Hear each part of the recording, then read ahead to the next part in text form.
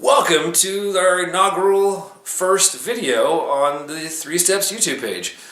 Thank you for joining us. So I'm interviewing Adam today, and this is one of my dearest friends I've known for more than 18 years. He is a bona fide rock star. This man is kicking ass in life. He just moved to Oregon.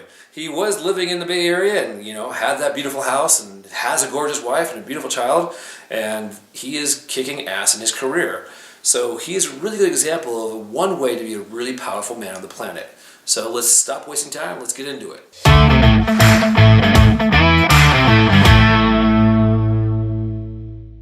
I'm John. Adam. And obviously we're talking about masculinity, and so we're going to get into it.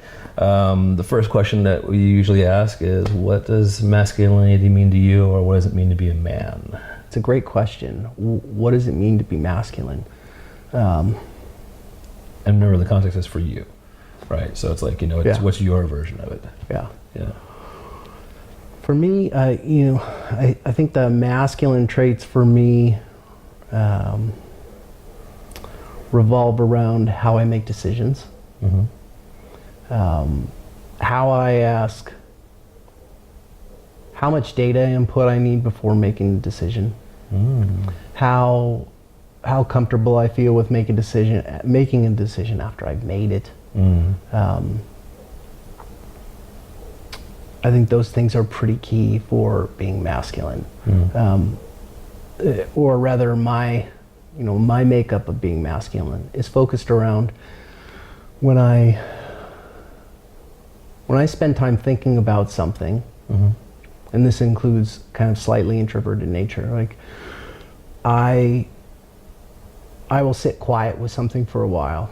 If I'm thinking about a decision I need to make or an action I need to make, I usually don't respond like immediately to something. I spend some time thinking about it. And I really, I might meditate on it if it's a big decision in the morning and kind of get really clear about like what's going to work for me, best for my nature. Yeah.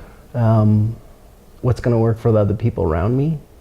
And then once I've kind of got to a place where I'm clear, like, oh, this is the right choice. Sometimes that requires a lot of input from other people, and sometimes it just doesn't. Sometimes it's like clear, like, this is the right decision for me. Yeah. The masculine aspect for me is like making that decision and then not looking back. Like putting my full attention on that choice and my full drive behind that choice. And then, if that's something that really worked out for me, great. If, something happened along the way that didn't work out so well, it's like integrating those lessons along the way, but never feeling like I made a choice, never having to worry about, should I have done the other thing? Right.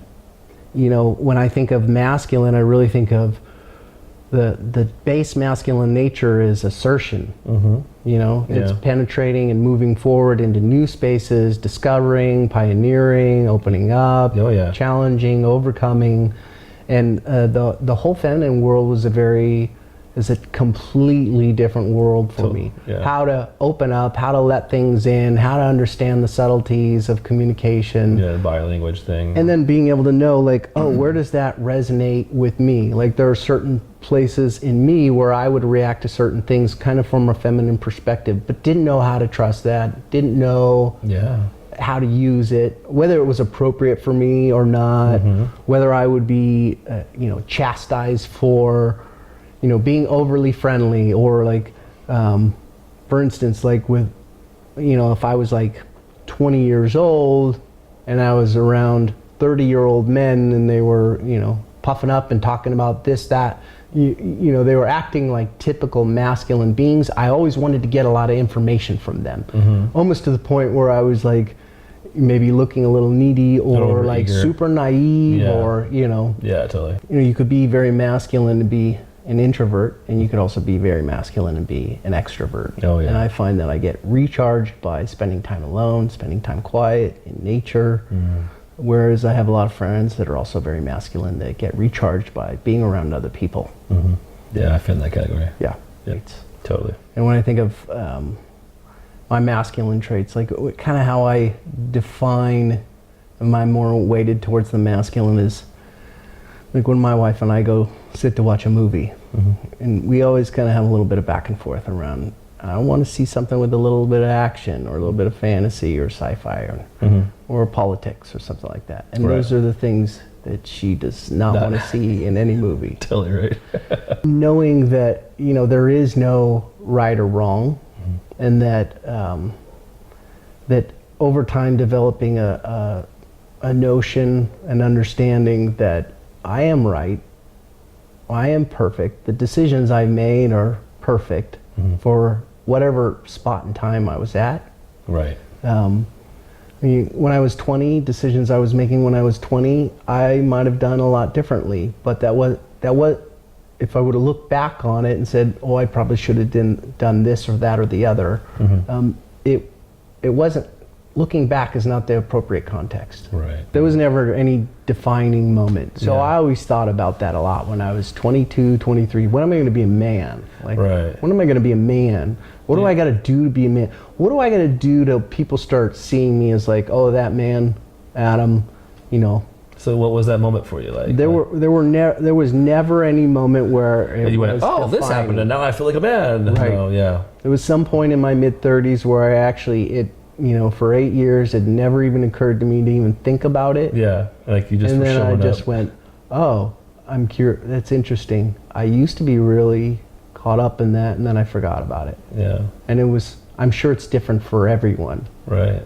Some men probably get that and are not worried about it anymore at 18. Yeah. And some men might go to their early 30s. Yeah. And still be concerned about it. Yeah, absolutely. So I never felt a transition point, but I certainly was preoccupied with that context. Was there ever a moment coming up when you thought, I'm an adult? Or you had that like, holy fuck, I'm an adult. Did you have that moment? At the birth of Maya, I think it was probably within the first week of having a baby in the house. Yeah. And realizing like, not only am me being the more masculine being in the relationship has me feel more responsible for carrying someone than the other way around. Yeah. Carrying someone. Yeah. And I always, as growing up, that was one of the things that looked like, okay, if you're a man, you're taking care of more than just yourself. You're taking care of the household. You're taking care of your partner. You're taking care of your kid if you have kids. Yeah. At some point, you're taking care of your parents. Like, you have a lot to hold more than just yourself. Right. And I think sometime within the first week of Maya crying in the background and 3 a.m. in the morning and she's up for the second time, it's like, oh wow, I am carrying a lot now. This is being an adult. This is what I thought was being a man. And it's not at all the picture that I thought it was. Yeah. Yeah. Yeah. When you were young, you had an idea what it meant to be a man, right? Like you had this image in your head. Did you grow into that image, or did it evolve and change and you became something different than you expected? Much more the latter. Yeah. Yeah. Yeah. As a young man, I remember constantly thinking and wondering about how do I need to be, or what do I need to do or learn how to do to get the things I want. Right. Human. Right. Right. Yeah, totally. And over time, I've realized that all the tools, tips, and tactics that I was looking for to help me evolve and get the things that I want, the women I wanted, the jobs I wanted, the success I wanted, the popularity I wanted, all those things, all those tools, tips and tactics that I learned over time. Granted, they all changed based upon whatever my current age was. Right. Those were all relatively meaningless. I mean, they're like 5% of the equation. Right. And I always thought that was 100% of the equation. It was the answer. Right. If I could get the answer to this, so I go to this course and learn something like how to pick up women doing this, or I'd go to this course and learn how to be more confident in business, or, you know, all these tools. Yeah. Right. And the tools, when you look back and you think about how did those tools really work for me, and were they that valuable? I think the thing I take away from most, and what I would probably tell myself back then, is even though it's going to be hard for you to get this, 95% of your success and your joy is going to be based on knowing yourself and spending the time and the investment into knowing yourself as opposed to how to do something to get something. Right. And being present, like how to spend time being grounded and learn how to be grounded in such a way that when something comes at me, whenever it comes at me, opportunities, conflicts, challenges, etc., that the whole 95% of the success and the joy is all about being able to just be grounded and relaxed and aware and considerate about the whole picture, and not having to fit a particular role or use a particular tool to get something done.